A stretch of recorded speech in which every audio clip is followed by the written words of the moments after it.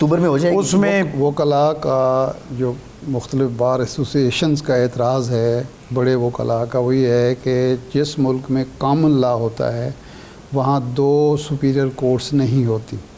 یہ civil law جہاں ہو، Indonesia ہے مثال کے طور پہ، اٹلی ہے، جرمنی ہے، فرانس ہے، وہاں ہو سکتی ہے. امریکہ میں، UK میں، پاکستان میں، بنگلہ دیش میں، انڈیا میں، آسٹریلیا میں، جہاں کامن لا ہے وہاں ایسی عدالت کا کوئی تصور نہیں. ایک تو یہ ہے. دوسرا بنیادی چیز جو اعتراض ہو رہا ہے کہ ایک شخص کی خاطر یہ عدالت بنائی جا رہی ہے، ورنہ یہ کام 25 اکتوبر کے بعد بھی ہو سکتا ہے. اس دن رات تک یہ ہوتا رہا کہ آج ہی کرانی ہے. مشکوک تو اس معاملے نے کیا ہے. دیکھیں اس وقت تو یہ چیز سامنے ہی نہیں آئی تھی، عینی عدالت والی کوئی چیز، مسودہ ہی کسی کے پاس نہیں تھا، اور ہمارا مسودہ تو وہ تھا ہی نہیں پیپلز پارٹی کا، اور یہ بھی نہیں تھا کہ جو کچھ وہ سارا پیش ہو رہا ہے اس ساری ترمیم پہ پیپلز پارٹی ووٹ کرے گی. وہ تو کلیئر ہماری پارٹی قیادت نے جو ہے وہ اس پہ کہا. چھپایا کیوں جا رہا ہے؟ اور اب چھپایا جا رہا تھا تو تب بھی وہ ہوا بھی نہیں. اگر نہ چھپایا جاتا تو شاید چیزیں آج قریب لگی ہوتی. اور ہم نے دیکھے نا، ہم نے تو 18ویں ترمیم جب پیش کی تو ہم نے تو کوئی چھپایا نہیں. ہم نے تو پورا سال اس پہ ورکنگ کی، اور سال وہ لوگوں سے بات چیت ہوتی رہی، ڈسکشن ہوتا رہا، چیزیں اوپر نیچے ہوتی رہی. اس کے بعد بہت کچھ جو ہم کرنا چاہتے تھے اس پہ کنسنسس نہیں ہوا تو وہ نہیں ہو سکی. اور یہاں پہ بھی جو ہے میری ذاتی رائے میں ایک مطلب جیسے میں نے آپ کو کہا گراس روٹ لیول سے آیا ہوں. پارٹی سے ہٹ کے بھی اگر دیکھیں تو آئینی عدالت کے بغیر یہاں پہ کام چل نہیں سکتا. لوگوں کے میرے پاس خدا گواہ لوگ آتے ہیں اور وہ گالیاں نکالتے ہیں کہ جی یہ جو ہیں میرا زمین کا کیس لگا ہوا ہے، آج 12 سال ہو گئے ہیں، سپریم کورٹ میں پڑا ہے، میرا کیس ہی نہیں لگتا. یہ روزانہ کی بنیاد پہ سیاسی کیسز سنتے ہیں. اس سطح سے اس کی وجہ تو ایک یہ ہے کہ جو لوئر کورٹس ہیں وہاں ججز پورے نہیں ہیں. آپ کا پراسیکیوشن کا جو سسٹم ہے وہ ڈیلنگ ٹیکٹس کے ذریعے چلتا ہے. وکلاء اس میں ایک بار جو ہے اس کا ایک حصہ ہے. تھانے میں انصاف نہیں ملتا، کچہری میں انصاف نہیں ملتا، محکمہ مال میں انصاف نہیں ملتا. بوجھ آتا ہے عدالتوں پہ. نہ آپ لوئر کورٹ میں جج بڑھانا چاہتے ہیں، نہ آپ ہائی کورٹس میں جج بڑھانا چاہتے ہیں، صرف سپریم کورٹ کو فوکس کیا ہوا ہے. وجہ سپریم کورٹ تو نہیں ہے. تو اس سے شکوک و شبہات پیدا ہوتے ہیں. اگر نظام انصاف کو بہتر کرنا ہے تو لوئر جوڈیشری کو سب سے زیادہ شکایت لوگوں کو وہاں سے ہیں، ہائی کورٹ کو بہتر کریں.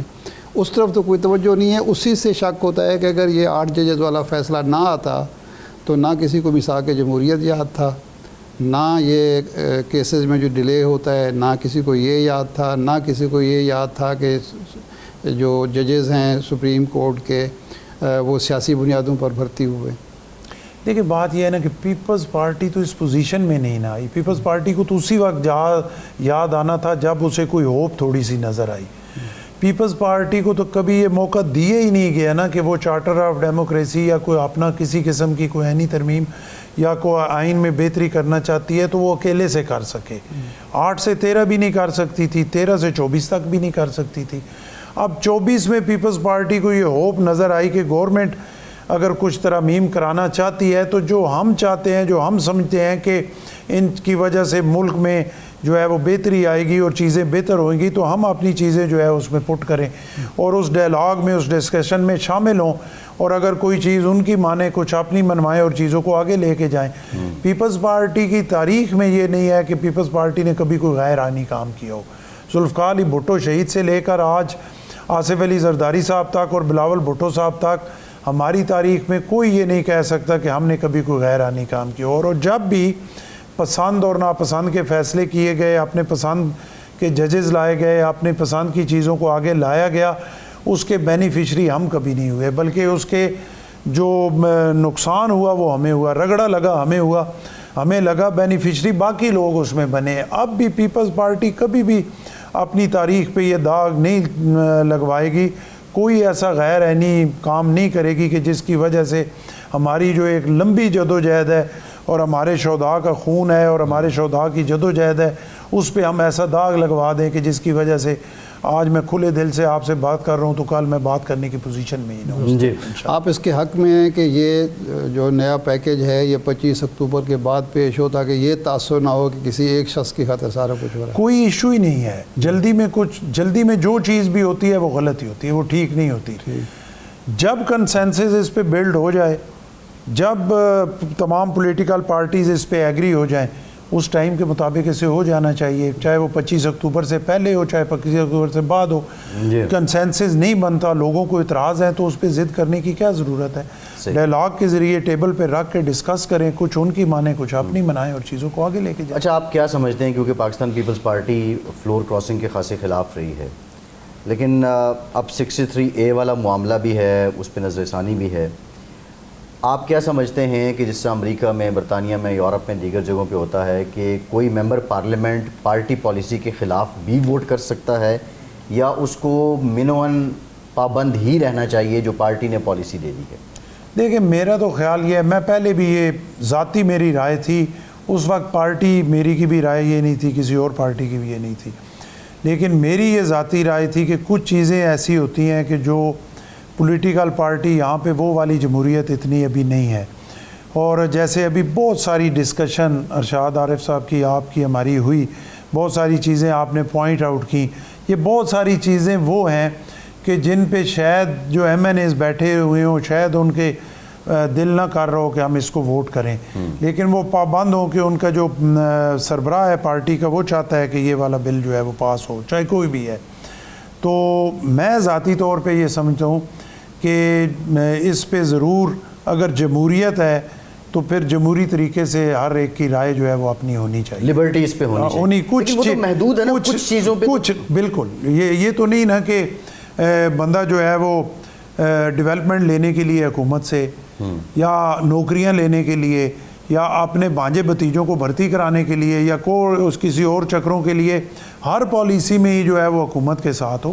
اس میں تو جو لا کو سمجھنے والے لوگ ہیں، انہیں ایسی ترمیم کرنی چاہیے کہ کچھ چیزوں پہ ہارس ٹریڈنگ بھی نہ ہو، ہارس ٹریڈنگ بھی نہ ہو، اور وہ اپنے ضمیر کی آواز کے مطابق اپنا ووٹ بھی کاسٹ کر سکیں، اور باقی کچھ چیزیں ایسی ہیں جس پہ وہ پابند ہوں کہ وہ پارٹی پالیسی کے مطابق چلیں۔ اس وقت سردار صاحب سپریم کورٹ میں ایک واضح تقسیم نظر آتی ہے، اور یہ بدقسمتی کی بات ہے کہ یہ تقسیم جب بھی مسلم لیگ نون کی حکومت ہو تو ججز میں تقسیم پیدا ہو جاتی ہے، یہ افسوسناک بات ہے، 97 کا ہمارے سامنے ہے، لیکن اس کے نتیجے میں ہمیشہ جمہوریت کو، پارلیمنٹ کو، پارلیمانی نظام کو نقصان پہنچا ہے۔ اس وقت جو تقسیم پیدا ہو گئی ہے یا کر دی گئی ہے، اس کے آپ نتائج کیا دیکھ رہے ہیں؟ کیا اس معاشرے کے لیے، جمہوریت کے لیے، پارلیمانی نظام کے لیے مفید ہے، یا یہ کام نہیں ہونا چاہیے اور جو کر رہے ہیں ان کو پیچھے ہٹنا چاہیے؟ دیکھیں، میں تو یہ سمجھتا ہوں نا جی، چاہے سپریم کورٹ ہو یا چاہے کوئی بھی ہو، جب تک ہمیں جو ہے وہ اس پہ ہم نہیں آئیں گے کہ یہ ہمارا ملک ہے اور ہم نے جو فیصلے کرنے ہیں اس کے لیے کرنے ہیں، اگر وقتی طور پہ میری کوئی خدا نہ خواستہ ایسی ہو بھی رہی ہے تو میں اپنی اس چیز کو برداشت کروں گا، لیکن میرٹ پہ جو ہے اللہ رسول کے درمیان جو ہے وہ چیزیں کروں گا۔ جب اپنی پسند ناپسند کے فیصلے ہوں گے تو تقسیم تو ہوگی، اور جوڈیشری کی جو تاریخ ہے پاکستان میں وہ بڑی ہی جو ہے وہ کچھ زیادہ اچھی نہیں ہے، میں اب یہی کہوں۔ اسی وجہ سے 142 میں سے ہم 130 پہ ہیں، اور پھر بھی ہم کہتے ہیں کہ بڑے جی ہم جو ہے وہ اس میں، اور اس کی وجہ صرف یہ ہے کہ ذاتی مفاد کے فیصلے ہوتے ہیں۔ جب اپنا یہ میں کیا کروں، کبھی کوئی بات روکنا بھی چاہتا ہوں، روک نہیں سکتا، کہ دیکھیں نا، اتنی بڑی سیٹوں پہ لوگ بیٹھے ہوئے لوگ، جب ان کی سوچ بہت چھوٹی چھوٹی چیزوں پہ ہو کہ فلاں جگہ سے یہ ہونا ہے تو اس لیے میں نے یہ کرنا ہے، تو پھر یہی حال ہوتا ہے۔ اور 8 جج، بلکہ وہ 11 بن جاتے ہیں، ایک فیصلہ دیتے ہیں، اور حکومت یہ کہتی ہے کہ جو 2 ججز کا اختلافی نوٹ ہے وہ آئین کے مطابق ہے، اور 11 ججوں کو آئین کی سمجھ دیکھیں، نہیں ہے، وہ تو وہ دیکھیں نا، سپریم کورٹ نے ایک فیصلہ دیا، اب الیکشن کمیشن بھی ایک آئینی ادارہ ہے، وہ اپنا اس میں سے اگر ایک بات کرتا ہے وہ اپنے قانون کے مطابق، میں قانون دان نہیں ہوں کہ میں کہوں فلاں ٹھیک ہے فلاں ٹھیک، لیکن میرے خیال مطابق سپریم کورٹ فیصلہ تو ماننا پڑے گا اور وہ امپلیمنٹ بھی کرنا پڑے گا۔